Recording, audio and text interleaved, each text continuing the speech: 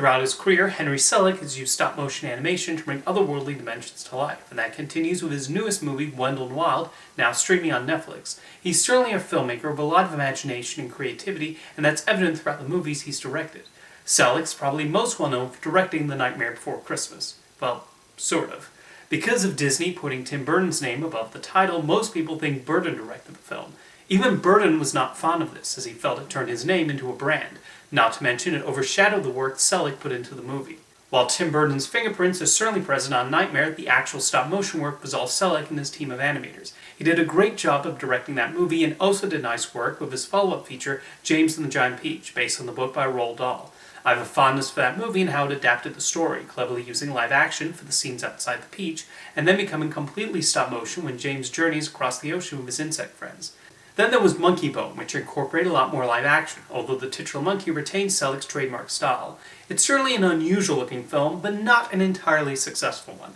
A lot of thought was clearly put into the sets and makeup, while the animation on Monkey Bone himself is impressive, but I find a lot of the humor falls flat and the film grates on the nerves. Selick apparently got less and less creative freedom as the budget went higher and higher, and the studio and producers created their own cuts, so you cannot really put the blame entirely on his feet. After animating the stop-motion unsea creatures in Wes Anderson's The Life Aquatic with Steve Zissou, Selick returned to directing features with Coraline. This movie certainly did not skimp on the nightmare fuel, as the lead character travels to a parallel world, and the result was an exciting film with all sorts of spooky visuals. He then signed a deal with Pixar to direct a stop-motion animated film titled The Shadow King, but Disney then pulled the plug, as John Lasseter's constant demands for story changes during production led to the budget increasing beyond what Disney was comfortable with. So it's actually been 13 years since we've gotten to see a new Henry Selick film. Thanks to Jordan Peele and Netflix, we finally get a new one with Wendell Wild. When thinking about his filmography, something I've noticed is he likes to make movies that show the contrast between the dreariness of the regular world and another more fantastical world that's livelier and more unusual. We see a bit of this in Nightmare Before Christmas, and it's the main plot point of James and the Giant Peach, Monkey Bone, and Coraline. That theme continues in Wendell Wild, as we meet a couple of demons who are much more interested in what's going on in the land of the living. Said demons are voiced by Peele and Keegan-Michael Key, and provide the highlights of the film, as the antics provide plenty of funny moments, and I love that their plan basically involves wanting to build an amusement park. That's the primary reason they concoct this scheme involving bringing people back from the dead, and it's fun seeing them interact with many of the characters they encounter. However, the main focus of the film is an orphan named Kat. I like the friendship she strikes up with a trans boy named Raoul, and we understand Kat's desire to want to bring her parents back to life.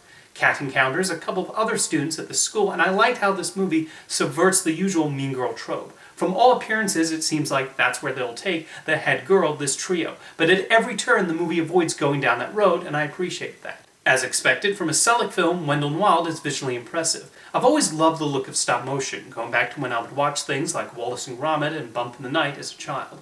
Selick employs all kinds of techniques in this film and is not interested in smoothing the animation out. The titular demons especially stand out with their appearances, and the result is definitely an eye-catching experience. I mentioned earlier that there are many characters in Wendell Wild. Too many, in my opinion. The film adds so many characters and plot points over the course of the story, and these do start to bog down the film, especially in the third act. I also did not find the main villains, who are trying to build a prison in this abandoned town, to be particularly compelling. They even not so subtly give one of them the hair and clothes of Donald Trump, and frankly, it's not clever or empowering to base a character on him anymore. It's just tired and obvious at this point. Wendell Wild is throwing so much at you when the stories of the main girl and the two demons are already interesting enough. I do think the film would have benefited from a more streamlined story. Thankfully, there's enough imagination on display in Wendell Wild to make for an entertaining experience. It's yet another example of what makes Henry Selick a director who you can often count on to transport you to some place you've never seen before, and I'm happy there's still producers out there, like Jordan Peele, who are using that power and influence to make sure he gets to do the movies he loves. Give Wendell Wild a look on Netflix, let me know what you think in the comments, and thank you for watching.